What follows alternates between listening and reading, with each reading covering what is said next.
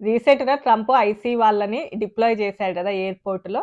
So, బయట social మీడియాలో చాలా వీడియోస్ చూస్తూ ఉన్నాము. చాలా క్లిప్స్ వైరల్ అవుతూ ఉన్నాయి. అండ్ చాలామందేంటంటే అసలు ఈ టైంలో మనం ట్రావెల్ చేయడం సేఫా? కాదా? ఒకవేళ ట్రావెల్ చేయాలంటే ఎలాంటి ప్రికాషన్స్ తీసుకోవాలి అని.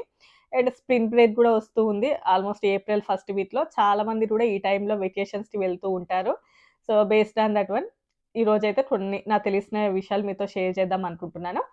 సో, ఇంకెవరైనా కొత్తగా మన ఛానెల్‌ని చూస్తున్నట్లయితే తప్పకుండా సబ్స్క్రైబ్ చేసుకోండి. వీడియోకైతే లైక్ చేయండి. ఎవరికైనా యూజ్ అవుతదనుకుంటే షేర్ చేయండి. ఒక చిన్న లైక్ చేయొచ్చు కదా! ఏమవుతది లైక్ చేస్తే? నేనేమన్నా మీ ఇంట్లో గ్యాస్ సిలిండర్‌లు ఎయమంటున్నానా? జస్ట్ ఒక చిన్న లైక్ కొట్టమని అడుగుతున్నా అంతేనా? సో, తప్పకుండా లైక్ అయితే కొడితే కొంచెం ఎక్కువ మందికి రీచ్ అవుతది. డైలీ చెప్తున్నా అనుకోకండి. చెప్పినప్పుడే కొంచెం లైక్స్ వస్తున్నాయి కాబట్టి చెప్తున్నా. అండ్ న్యూగా చూసేవాళ్ళు తప్పకుండా సబ్స్క్రైబ్ చేసుకోండి. మంచి కంటెంటే కాబట్టి సపోర్ట్ అయితే చేయండి. సరే ఇంక మనం టాపిక్‌లోకి వచ్చినట్లయితే ఆల్రెడీ చాలా వీడియోస్‌లో చెప్పాను. 2-3 వీడియోస్ చేసుంటాను. డీహెచ్ఎస్ అయితే షట్ డౌన్ అయిందని చెప్పి.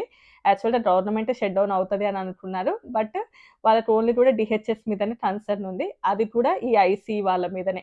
ఎందుకు అంటే ఆహ్, ఈ ఐసీ టీమ్ వలన అమెరికన్ సిటిజన్స్ కూడా చాలా వరకు సఫర్ అవుతున్నారు అని చెప్పి ఆ మధ్య కాలంలో చాలా ఇష్యూస్ జరిగాయిలెండి యూఎస్ఏలో. యూఎస్ఏలో ఉన్న వాళ్ళకైతే ఆల్రెడీ తెలుసు కదా! సో, ఆ ఇష్యూస్‌ని బేస్ చేసుకొని ఏంటి అంటే సో, ఈ ఐసీ టీము పర్ఫార్మెన్స్ సరిగ్గా లేదు. వాళ్ళకంటూ కొన్ని లిమిటేషన్స్ ఉండాలి. అండ్ వాళ్ళకంటూ ఒక ఐడీ కార్డ్ ఉండాలి. అంతా ఉండాలి.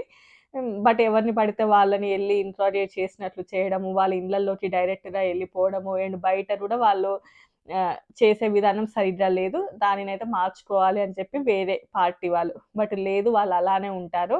సో, ఇలా ఉంటేనే ఇల్లీగల్ ఇమిగ్రెంట్స్ ఎవరైతే ఉంటారో వాళ్ళెళ్ళిపోతారు అని చెప్పేసి ట్రంప్ పార్టీ వాళ్ళు. ఈ విషయంలో ఏంటంటే వాళ్ళిద్దరికీ మ్యాచ్ కుదరలేదు. సో, మొత్తం గవర్నమెంట్ ఎందుకు షట్ డౌన్ అవ్వడం, డీహెచ్ఎస్‌ని మాత్రం షట్ డౌన్ చేస్తామని.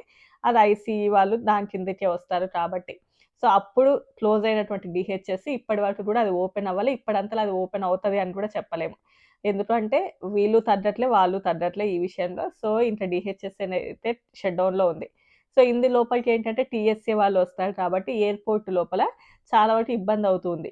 సో, టీఎస్ఏ వాళ్ళకేంటంటే సాలరీస్ లేకపోవడము, దాన్ని బేస్ చేసుకొని చాలామంది సిక్ లీవ్ పెట్టి బయటికెళ్ళి వేరే వర్క్ చేసుకుంటున్నారంట. మరి మనీ లేకపోతే ఎన్ని రోజులని ఉంటారు? అండ్ ఇప్పడంతలో ఇది క్లియర్ అవుతదనే విషయం కూడా తెలీదు. సో, చాలామంది టీఎస్ఏ సిబ్బంది, చాలామంది జాబ్స్‌కి రిజైన్ చేసిన వాళ్ళు కొంతమంది, అండ్ కొంతమందేంటంటే సిక్ లీవ్ పెట్టి బయటికెళ్ళి వర్క్ చేసుకుంటున్నారు మనీ కోసం. సో, ఇప్పుడేంటంటే ఐసీ వాళ్ళని ఇట్లా తీసుకొచ్చి ఎయిర్‌పోర్ట్ లోపల వర్క్ చేయడానికి పెట్టారు. ఈవెన్ ఈ టీఎస్ఏ యూనియన్ ఎవరైతే ఉంటారో వాళ్ళకి కూడా వీళ్ళని పెట్టడం అంతగా ఇష్టం లేదు.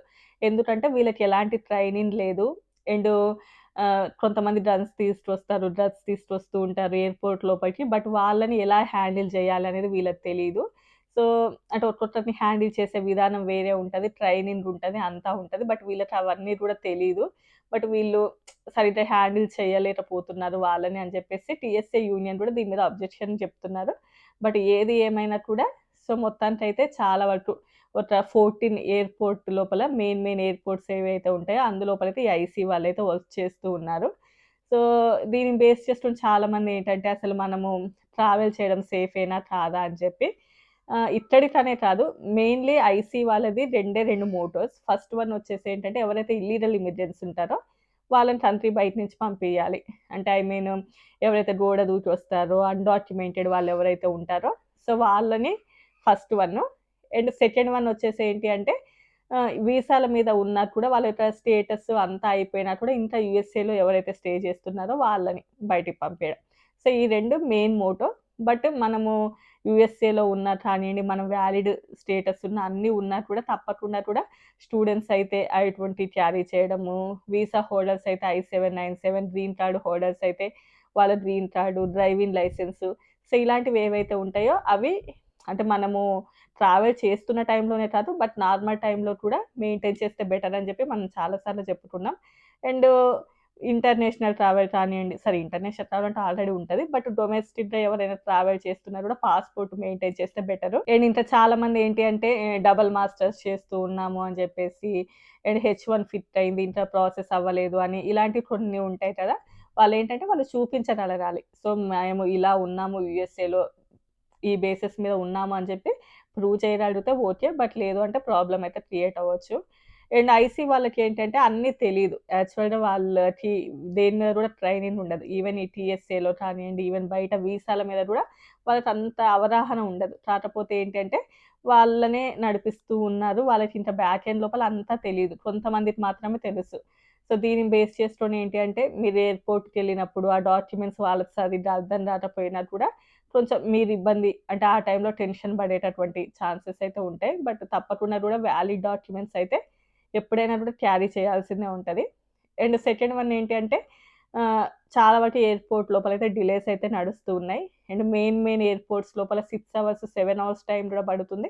నార్మల్ ఎయిర్‌పోర్ట్స్‌లో అయితే తొందరే ప్రాసెస్ అవుతుందనేది వింటున్నాము. ఈవెన్ 2-3 అవర్స్, 1 అవర్‌లోనే కూడా అయిపోయిన ఎయిర్‌పోర్ట్స్ ఉన్నాయి. But main airports for example Atlanta కానియండి, హూస్టన్ కానియండి, ఇలాంటి ఎయిర్‌పోర్ట్స్ ఏవైతే ఉన్నాయో అక్కడ ఎక్కువ టైం పడుతుంది అని చెప్పి, ఈవెన్ డాలస్ అలాంటి చోటైతే చాలా ఈజీగానే అయిపోయింది. పెద్దగా టైం అయితే ఏం పట్టట్లేదు అని. బట్ ఇంటర్నేషనల్ ట్రావెల్ చేసేవాళ్ళు ఎవరైతే ఉంటారో వాళ్ళు 5-6 అవర్స్ ముందు, డొమెస్టిక్ ట్రావెల్ ఎవరైతే చేస్తున్నారో వాళ్ళు అట్‌లీస్ట్ 2-3 అవర్స్ ముందు ఉంటే బెటర్ అని చెప్పేసి ఎయిర్‌లైన్స్ వాళ్ళు కూడా చెప్తున్నారు. సో, ఆ బేసిస్ మీద అండ్ నెక్స్ట్ వన్ ఏంటి అంటే, ఇప్పుడు ఐసీ వాళ్ళు వీళ్ళు కూడా ఎయిర్‌పోర్ట్‌లో ఉంటున్నారు కాబట్టి, అండ్ మీరు ఏదైనా లగేజ్ ఎంతవరకు తీసుకెళ్ళాలి?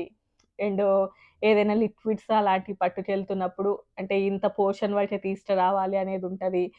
హెయిర్ స్ట్రెయిట్‌నర్స్, హెయిర్ ట్రిమ్మర్స్ అలాంటివి హెయిర్ స్ట్రెయిట్‌నర్స్‌ని ఎలో చేయట్లేరు. సో, ఇలాంటివి కూడా మీరు అన్నీ కూడా ఆ టీఎస్ఏ వెబ్‌సైట్‌లోకెళ్ళి ఏవి మనం తీసుకెళ్ళొచ్చు, ఏవి తీసుకెళ్ళకూడదు చూసి తీసుకెళ్తే బెటరు. ఎందుకు అంటే వన్స్ వీళ్ళు ప్రతీది పట్టించుకున్నారు అనుకోండి, మళ్ళీ సెకండరీ ఇన్స్‌పెక్షన్ అని జెప్పేసి అక్కడ ఇంకా టైమ్ డిలే అయ్యే ఛాన్సెస్ ఉంటాయి. సో, ఒకసారి అందులోపలికెళ్ళి అన్నీ చూసుకుంటే బెటరు. అండ్ మీరు టీఎస్ఏ లైన్స్ అని గూగుల్‌లో సెర్చ్ చేసినా కూడా ఎంత టైం పడుతుంది, ఏంటి అదంతా గూడా చూపిస్తది. అంటే ఎక్యురేట్ టైమ్ అని మనం చెప్పలేం గానీ ఆల్‌మోస్ట్ సో, ఇన్ బిట్వీన్ చూపిస్తూ ఉంటది కాబట్టి దానికి ఒక 2 అవర్స్ ముందు ఎళ్తే ఇంకా బెటరు. అసలిదంతా వద్దు తలనొప్పి అనుకుంటే ఇంకెక్కడికెళ్ళకుంటే ఇంకా మంచిదే. బట్ ఈవెన్ రోడ్ ట్రావెల్ చేయొచ్చు. అంటే మీకేదైనా డాక్యుమెంట్స్‌లో ప్రాబ్లమ్ ఉంది, ఏదైనా టెన్షన్‌గా ఉంది అనుకుంటే రోడ్ ట్రావెల్ అంటే ఎయిర్‌పోర్ట్‌కెళ్ళకుండా సో, జస్ట్ మీ ఓన్ వెహికల్‌లో అలా ఎళ్తే బెటర్. ఈ మధ్య హెచ్-1బీ మీద వ్యాలిడ్‌గా ఉన్నా కూడా వీసాస్ అంటే ఎయిర్‌పోర్ట్‌లో ఆపేస్తున్నారు అని జెప్పేసి ఇవి గూడా చాలా వరకు వింటున్నాం. ఇంకొంచెం డెప్త్‌గా అసలేంటి కరెక్ట్ న్యూస్ తెలిస్తే మళ్ళీ వీడియో అయితే చేస్తాను దాని మీద. అండ్ దీంట్లో గూడా చాలా వరకు వీడియోస్ అవి కూడా ఉన్నాయి. కుదిరితే రేపు మళ్ళోసారి వీడియో జేయడానికి ట్రై జేస్తాను. ఇంతే అండి. ఇంక ఈ వీడియో నచ్చితే లైక్ చేయండి, షేర్ చేయండి, సబ్స్క్రైబ్ జేయండి. లైక్ జేయడం అయితే అస్సలు మర్చిపోవద్దు. కొత్తగా చూస్తుంటే సబ్స్క్రైబ్ గూడా జేసుకోండి. బాయ్.